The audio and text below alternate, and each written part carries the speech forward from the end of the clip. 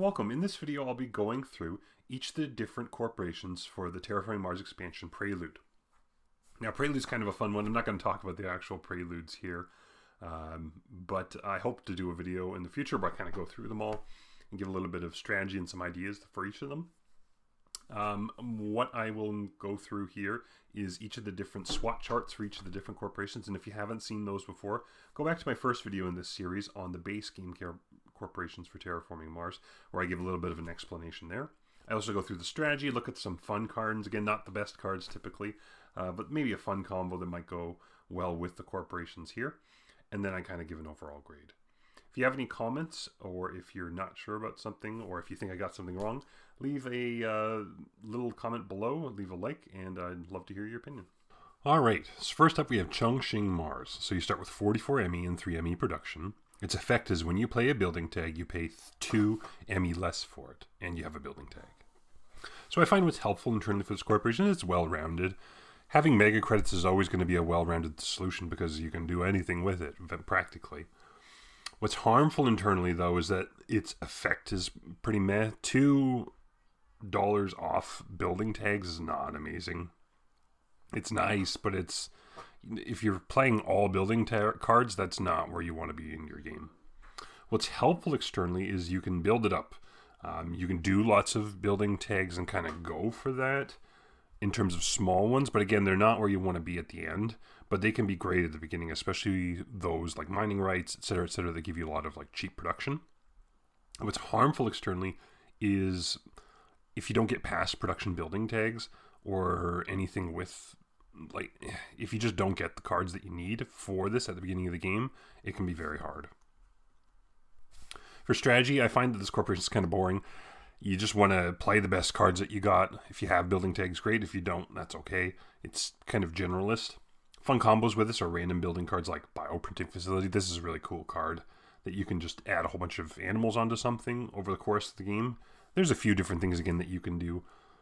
Player count, I find that more is better. You want to see more cards through draft. You want to, again, generalize and kind of just find whatever it is that other people aren't playing. And my overall ranking for this one is a C.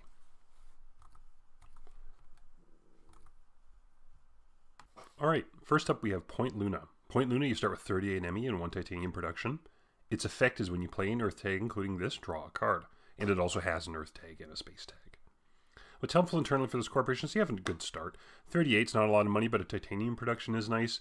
Getting free cards is also very good. If you have a couple other earth tags in your opening hand, it can work really well with this. What's harmful internally is it's not really built for the long or the short game. Drawing cards, I find, is definitely not optimal. You want to find a different way. You want to get things through draft. You want to see more things and be able to pick rather than just randomly drawing off the top of the deck. What's helpful externally, though, is it's a little bit flexible. You can do a bunch of different things with this, especially if you're going earth tags, and then you can just get mega credit production, which earth tags focus in, and then earth tags in general are pretty well rounded. What's harmful externally for this corporation is it's hate draftable. People will just take the earth tags because they too want to stay open, and they also want to get mega credit production rather than, say, steel or titanium. What's good strategy wise for this corporation is earthing it up, getting again all of those mega credit productions that you can, and going the long game, trying to get as much mega credit production as you can, and just kind of filling in whatever niche or staying open and finding what works for you. Fun combos with this are kind of cool earth cards, so like Topsoil Contract is a really neat earth card that you can do wonderful things with, especially if you get some good microbe cards that go with it. Player count, I find that this one's kind of neutral, and my overall ranking for this one is a C. I see some other people that rank this one quite a bit higher. Let me know if you think I got it wrong. For me, drawing cards is just not, it's just not optimal. The percent chance of you getting something that's actually good for you in whatever sort of circumstance that you're in, whether it's the beginning of the game, the end of the game, the middle of the game, etc., is just so low that drawing a whole bunch of cards, and indeed you can sell the cards for $1, but it's just not worth it for me. Alright, next up we have Robinson Industries. So you start with 47 ME, and its action is spend 4 ME to increase one of your lowest productions 1 step. What's helpful internally is that the ability is good, especially at the beginning of the game, especially if you're trying to get a diversifier. This can be very helpful. What's harmful internally, though, is it's not as strong as you think. Spending 4 mega credits just to get 1 production in say something like heat is very much not worth it. So, and that's what ends up happening with this corporation is you're doing all the things that are good, like titanium, plants, etc. Even energy if you need it to fly to a colony. But what's harmful is that you have to use it in the right circumstances. What's helpful externally is that it's flexible. You can kind of branch into other different things. If you want to do plant production, you can do that. That's typically usually pretty low. Titanium is a good one to invest in, etc. What's harmful externally, though, is it doesn't focus very well. Again, you have to play broad with this for the most part, using its ability. My strategy for this corporation is see what works in terms of your overall, what cards are getting passed to you, what's happening on the board, what's happening with other people's cards. Don't use it on heat. Try your darndest not to use it on heat. You don't want to do that. Fun combos, drop high and low cards. So cards like magnetic field generators, they give them -4 and then a +2. And then you can, again, spend that on the energy or do that before or after. So for example, say your plant production was at 1 and your energy production was at 4. Well, you can spend your action on the plants and then do something like this, like magnetic field generators, to increase your plants even more. Player count, I find less is better. You kind of want to go long in this game with this corporation, trying to get as much production as you can. And my overall ranking for this one, I would say, is a B. All right, next up we have Valley Trust. So you start with 37 ME. As your first action, draw 3 Prelude cards and play one of them. Discard the other 2. Its effect is when you play a science tag, you pay 2 ME less for it, and you have an Earth tag. So what's helpful internally is that you have a potentially great start. If you have 2 great Preludes and then you draw those other 3 and get another really good one, you can be in an awesome spot. And that can really help you towards milestones as well. What's harmful internally, though, is that I find science to be meh. It's good, and you can get some okay victory points off of it, but it doesn't really do a whole lot. You can draw cards, which is, again, suboptimal in my opinion, but there's just not a lot that goes on there. What's helpful externally is that it's flexible. Again, going into science is by no means a bad thing if you get the right cards for it, but you don't have to stick with that. You can go into other things as well. What's harmful externally is it's hate draftable. People will just, not pass you any more science tags. You can say that about a lot of the corporations in this game. And what's good is this one's not super hate draftable. It's kind of not really, in all honesty. But I think that if you really wanted to go science and kind of use your ability to the most of its effectiveness, then it can be. All right, and for strategy overall, I would say that science engines can be good. You can be flexible. You can kind of go into whatever it is you want to go in. Fun combos for this one are cool science cards like High Tech Lab. This is a really neat card.